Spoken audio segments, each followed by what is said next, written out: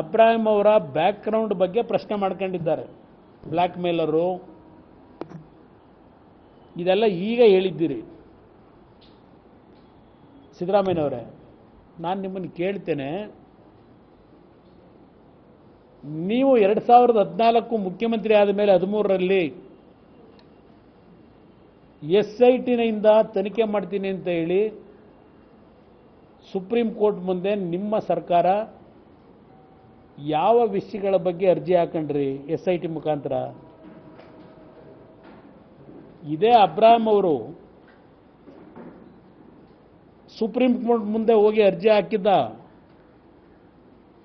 ಆ ಒಂದು ಅರ್ಜಿಗಳ ಬಗ್ಗೆ ತಾನೇ ತನಿಖೆಗೆ ನೀವು ಆದೇಶ ಮಾಡ್ತೀವಿ ಅಂತ ಕೋರ್ಟ್ ಮುಂದೆ ಹೋಗಿದ್ದು SIT ಮುಖಾಂತರ. ಈಗ ಅಬ್ರಾಹಿಂ ಅವರು ನಿಮಗೆ ಬ್ಲ್ಯಾಕ್ ಮೇಲರ್ ಅಂತ ಕಾಣ್ತಾ ಇದೆ.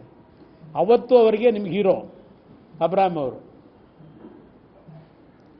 ಅಬ್ರಾಹಿಂ ಏನು ಮಾಡಿದ್ರು, ಇಲ್ಲಿ ನಿಮ್ಮ court hall number 23 court hall number 23ರಲ್ಲಿ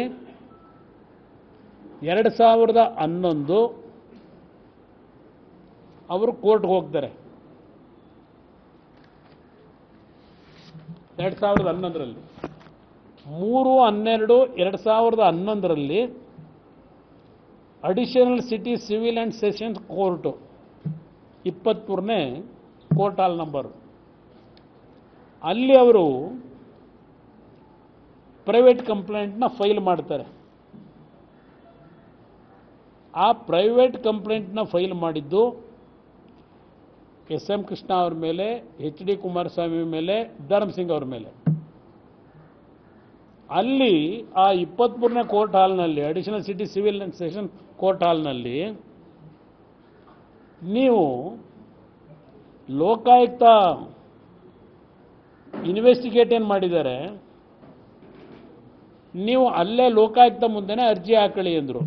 ಇನ್ವೆಸ್ಟಿಗೇಷನ್ಗೆ ಕೇಸಲ್ಲೇ ಮಾಡ್ಕೊಳ್ಳಿ ಅಂತ 3/12/2011ರಲ್ಲಿ. 8/12/2011ಕ್ಕೆ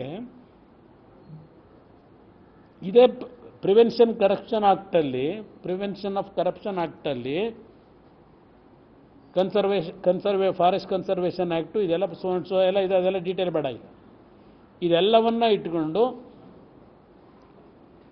SM ಕೃಷ್ಣ, ಧರ್ಮಸಿಂಗು, ಕುಮಾರಸ್ವಾಮಿ ಮತ್ತು ಅನದರ್ 11 ಅದರ್ ಮೆಂಬರ್ಸ್ ಎಲ್ಲರ ಮೇಲೂ ಇನ್ವೆಸ್ಟಿಗೇಷನ್ ಆಗಬೇಕು ಅಂತ ಲೋಕಾಯುಕ್ತ ಮುಂದೆ ಹೋದರು, ಲೋಕಾಯುಕ್ತ ಕೋರ್ಟಿಗೆ.